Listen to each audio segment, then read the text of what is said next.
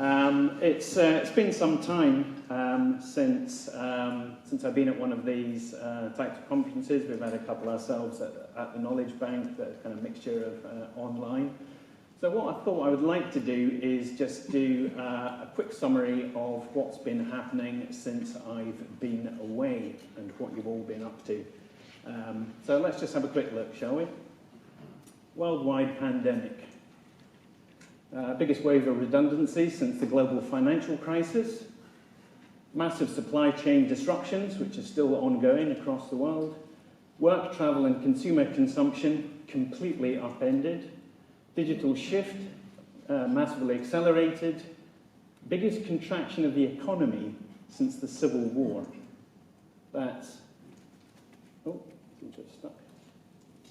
the English Civil War, which most of you will know ended in 1651, before the UK was even invented. Fastest vaccine rollout ever, which is great, but unable to prevent an ongoing health crisis. Significant contraction of the labour force, biggest increase in savings since the 1960s, so that's good. Not really, because it's driven greater inequality in the UK. First European war for 30 years. Biggest energy shock since the 1970s. The largest jump in inflation for 40 years. Cost of production crunch. Biggest rise in interest rates for 30 years. A cost of living crisis. A major contraction of the UK food service industry. We've lost about 15% of that. Biggest year-on-year drop in UK retail volume sales of food and drink in 2022 ever recorded by the data companies that record that sort of thing. So, you've been busy since I've been away. So the question really is, I guess, is the writing on the wall for this industry and for many other industries? Well, the World Economic Forum, those people who gathered in Davos last week in their private jets and their helicopters, enjoying the snow and the good times, did a survey last year as part of their economic predictions, and they said that 69% of global citizens describe the outlook for the world for the next 2 years as, and I quote, consistently volatile across economies and industries with multiple shocks accentuating divergent trajectories. Well, one thing I can say about global citizens, they've got an awful lot better at filling in surveys than some of the ones we do. If we were doing a survey like that, asking for predictions for the next 2 years for the world outlook, would probably be one-word answers, usually with 4 letters. So I guess that's a positive. But what I really wanted to look at is not so much the current sort of situation, but really to look at the trends that have underlying this situation that we see that happened before this, before the kind of bin fire years, as historians are now calling it, and will be happening afterwards. And these are much kind of deeper trends, you might call them mega trends. The first of these looking at is societal shifts. So a lot of people in this room, including myself, are lucky enough to live in places like this and work in places like this. Most of the people in the UK are perhaps not quite as lucky and tend to live in places like this and have been since the Industrial Revolution. And a lot of people in the world now living in places which are more like this. Which has significant implications for the way we look at food buying, food preparation, and as consumers. Incidentally, I was going to turn this slide upside down and see if anybody noticed, but they probably wouldn't. So yeah, this has big implications. This movement away from the countryside into cities, it's still happening now, happening in places like China, Southeast Asia. So it's still happening today. Obviously, we have kind of physical effects. So we're living in smaller spaces, we're living in smaller family units, more people living alone, more people living longer as well. You've got literally smaller kitchen spaces. We've got smaller spaces to store food, smaller spaces to prepare food. And it has implications of the way we're eating, the way we're ordering, the way we're presenting food, and our whole thinking about food. I love this kitchen on the right here, by the way. It's an absolutely tiny kitchen, but they've got enough room for a dishwasher, so they can fit their 3 glasses into it. They don't have to fit it into the sink. Excellent. As I say, this has big implications for the way that we are shopping. So it's really become an omni-channel world. Omni-channel just meaning the types of shops and the way we shop. So we're still shopping, obviously, in supermarkets, corner shops, local shops, etc. And there's been a bit of a movement back after the pandemic. There was a great shift online. And technology has had a big part to play in this as well. The advent of the iPhone 2007 has shifted things quite dramatically. So people ordering from online, such as Ocado, but also ordering things such as food boxes as well. So in the UK, we've got the likes of Gusto. In the States, they have Instacart. And in Australia, they have Dinnerly.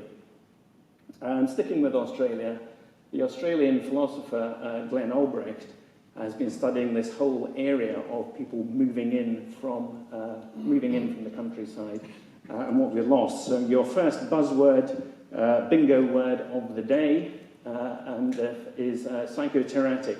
And if anybody actually had this on their buzzword bingo card, then you're a lot smarter audience than I was led to believe. So psychoteratic really means this feeling that we've kind of lost something, that we have moved away from the natural world, we've moved away from our roots as an agrarian society. And it's obviously particularly felt in Australia. But it's felt here too, and this is really actually coming through in what consumers are thinking about, and also in food service, particularly in high-end food service, what chefs are thinking about, what food writers are thinking about as well. So what we're beginning to see coming through on menus and in food writing is this idea of getting back to our roots and thinking about heritage breeds. If you look at some of the high-end dining in London, you can't move for menus with Herdwick lamb on them. It's a kind of the thing of the moment. And so this idea of heritage breeds and also heritage grains as well. And that has been picked up already in the marketing for Highland Rye from Arbicki, which was released last year.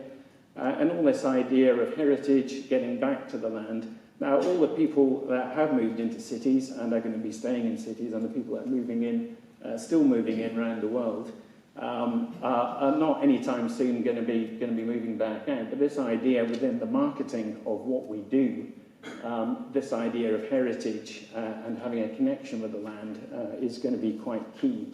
And there are definite opportunities for us in the future on that. Similarly, the push isn't just from consumers and chefs and food writers. The push is from ourselves as well, and from producers as well, really looking at the opportunities for ancient grains and how we promote those as well, and always with this connection with the land and connection with history, as Mike was alluding to earlier on as well. So again, I think some real positives and opportunities there if we look for them in the right place, Scotland. One of the other big trends we're looking at is wellness and nutrition. Very, very important driver and has been for decades.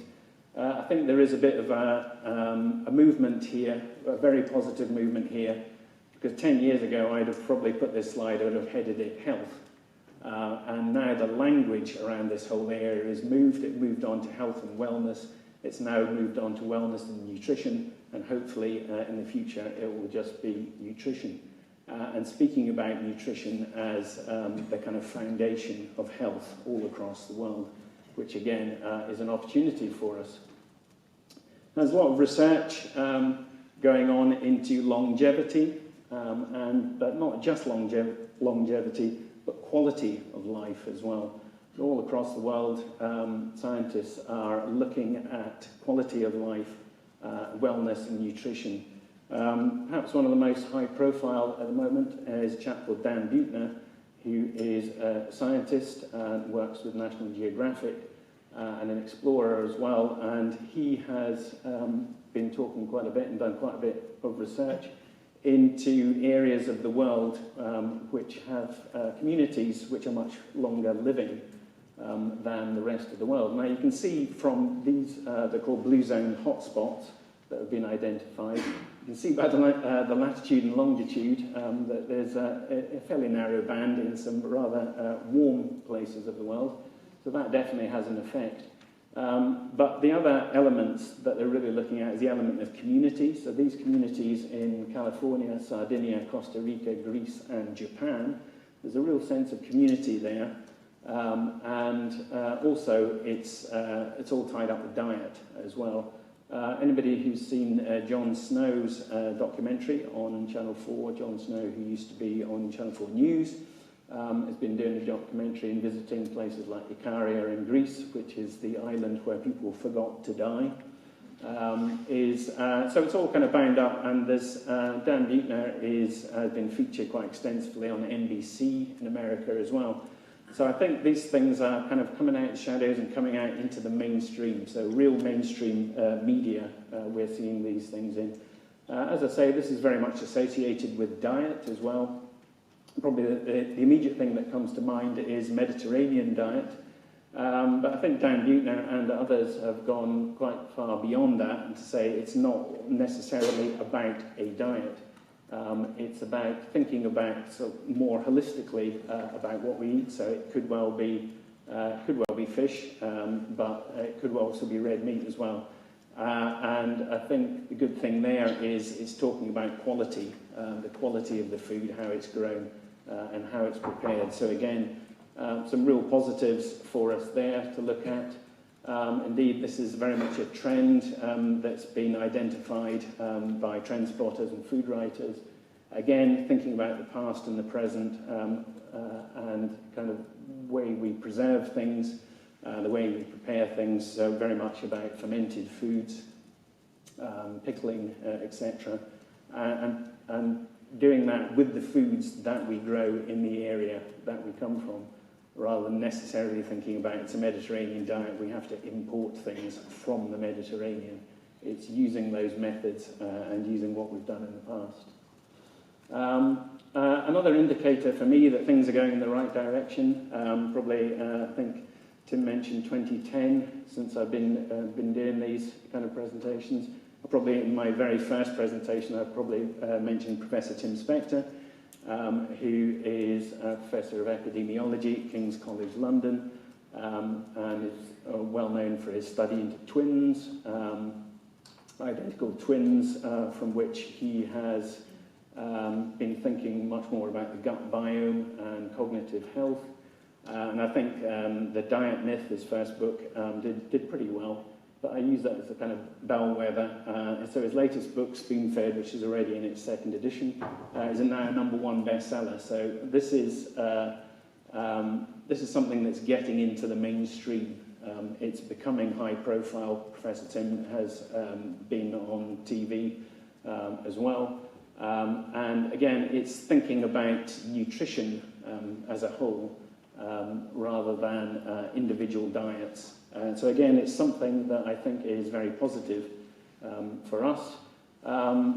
Professor Tim speaks about this, but a lot of the trend writers and food writers, again, are speaking about this as well, which is people are confused and they're wanting to get back to this idea of simple ingredients, knowing what's actually going into their food. Nothing simpler than a bowl of porridge and some raspberries, although whoever's been putting the raspberries on there has obviously either been munching them beforehand or it must be out of season. They've been a bit mean on the raspberries there. But I think, again, this is very positive for us. It's an area of strength for Scotland as well. And so we need to start thinking about who we're targeting, how we're targeting them with our messages. I'm not going to go into this in big detail, but obviously a massive driver in the food industry and for consumers as well. And so my next word on your Buzz Bingo card is solastalgia, which is this kind of, again, this is from Glenn Albrecht, this real kind of psychic pain that people are feeling, seeing their worlds literally disappearing before them. Normally we think about places other than our own, but this was the village of Wennington outside London, about 15 miles outside London in July 2022, which literally went up in smoke because of the wildfires. The hottest summer we've ever had, 16,000 people killed across Europe, and so very much in the news. I know we've heard about the cost of living crisis and how climate has gone down the agenda, but it's still very much up there for consumers. But I think the key thing that we have to know is that it's not all consumers, and the onus that consumers put, and we're all consumers ourselves, obviously, but the onus that consumers put on is really onto the producers and onto the retailers. So having done a bit of work with Kantar, the data provider, who do a segmentation of consumers, they have a worldwide study called Who Cares, Who Does? And that's looking at not just what people say they think about climate and the environment, but what they actually do about it with their pounds, shillings and pence in shops. And so there are kind of three segments to that. There's eco-actives, eco-considerers and eco-dismissers. So eco-actives are people who want to do something about it and do actually do something about it is about a third, and the other two groups are 2/3. So there's still quite a way to go with consumers. But as I say, they put a lot of onus and emphasis on the producers, what it says on the packaging, and indeed what the supermarkets and shops or online shops are actually telling them. So they put a lot of trust in them, or put a lot of responsibility rather in them, which is why we are having seeing a plethora of different, and unfortunately it is different at the moment, although I know that SAOS are working with the likes of IGD to try and come to some consensus of this, but some kind of eco-scoring system for supermarkets in the UK. This is Lidl's eco-scoring system, which they brought over from the continent, which they've been trialling in Scotland. And they've tried to make the whole of the supply chain a lot more transparent, and that is the way it's going to go. So there's no use us just talking about it. We have to actually walk the walk as well as talking the talk. It's going to happen. It's not necessarily going to be a competitive advantage, but it's going to be a competitive disadvantage if we don't have these transparent supply chains which are reducing carbon. I think we're quite lucky in this country that we have the Advertising Standards Authority, which is the ASA. This was from last year, so the crackdown on greenwashing continues. Advertising Standards Authority is ruling that Tesco's advert regarding plant-based burger was misleading. The Advertising Standards Authority are cracking down even more. And what we're going to see in future is they have got a big research project that they're doing at the moment, a big consultancy project, and they are going to be producing rules and regulations which really look at what you can and can't say. And this is not just in sort of traditional media, so TV, press. This is regarding social media as well. So anything that says climate-friendly, planet-friendly, carbon neutral, the Advertising Standards Authority will say, prove it. You have to prove it, and you have to have the full works. Here's our tone that you have to look through. You have to adhere to that. So I think this is probably good news, again, for us, that somebody is really seriously looking at this and how perhaps the bigger companies who've been lobbying and have the massive marketing budgets are now going to be really kind of held to account on this as well. So again, I think this is a real positive for us. So the last word on your buzzword bingo, and I will be amazed, I'll be absolutely amazed if anybody has this word on their buzzword bingo, but it's really it's the trend, the kind of shorter term trend that trend spotters, food writers, and a lot of different experts are associating with this year's trend in the food.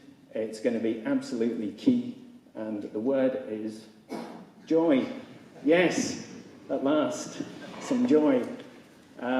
This really comes from this feeling that people have really just had enough. They've had enough of everything we saw at the start of this presentation, and they just want to enjoy themselves a bit, and food has a massive part to play in that.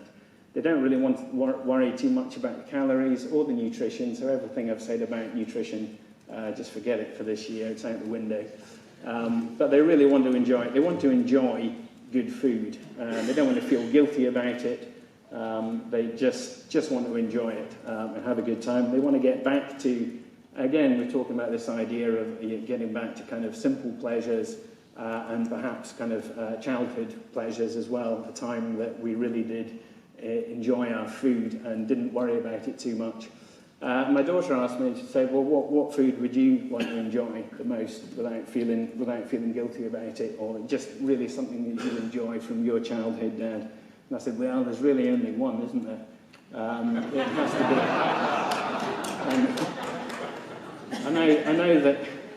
I know technically it's not a food, but it is if you just spoon it straight out of the jar. What I really like it is it's fully sweetened as well, so you don't need to add any sugar to it at all. It's already there for you. So thank you very much for that. I wish you absolute joy in the coffee break, and enjoy your coffee and food there. Enjoy your lunch. Make sure you enjoy your lunch. Make sure you enjoy your dinner. Make sure you enjoy all your food this year and going forward. And I think that is probably the best note to leave it on. So thank you for that. Don't get confused with the QR code. Jen's having a heart attack here. This is not part of the Slido.